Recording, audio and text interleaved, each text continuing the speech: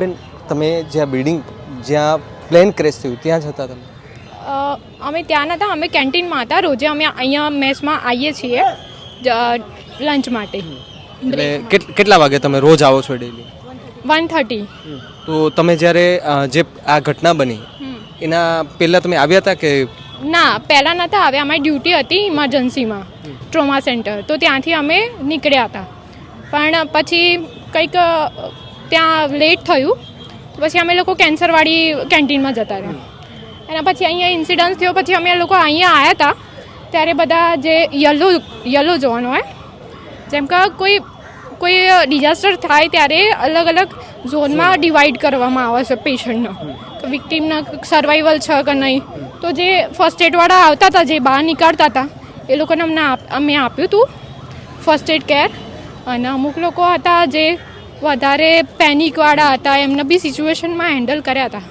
બેન કેવો માહોલ હતો એ સમય? કારણ કે અહીંયા જ્યારે બ્લાસ્ટ થયો ત્યારે ત્યાં તમને કોઈક સંભળાયું હતું ખરું એવું? ના, એવું કંઈ સંભળાવાનું નહોતું, પણ ધુમાડો વધારે આવ્યો તો બધા પેનિક હતા, તો ત્યારે ભાગમભાગી થતી હતી. એટલા માટે પછી તો ત્યાંથી ખબર પડી કે પ્લેન ક્રેશ થયું છે. તમે અહીંયા આવ્યા ત્યારે કેટલા લોકોની હાલત ગંભીર હતી એવું કંઈ તમને ખબર છે? એમ કેટલા લોકોની હાલત ગંભીર?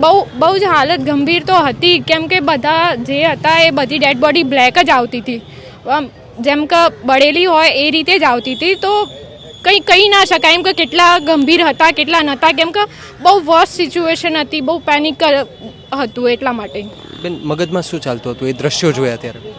કે કોને બચાવવું ને કોને ના બચાવવું, ક્યારે કોને હું ટ્રીટમેન્ટ આપું, કોને ફર્સ્ટ એડ આપું, કોને ના આપું.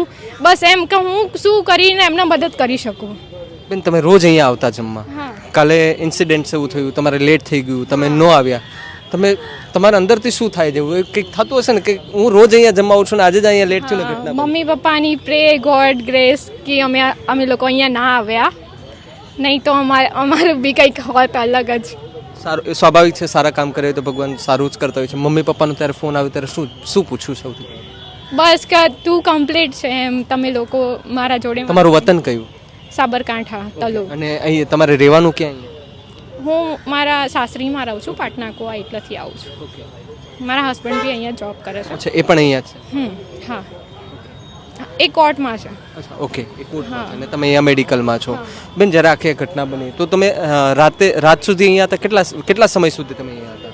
સમથિંગ 4:30. 4:30 સુધી. હા. અને એ સમયે બધા આવી ગયા છે ડૉક્ટરોને? બધું જ હતું. 5-1 મિનિટમાં તો બધી એમ્બ્યુલન્સ અહીંયા હતી, બધું જ ભાગમ દોડ ચાલુ હતી. પબ્લિકનો બી બહુ સપોર્ટ હતો.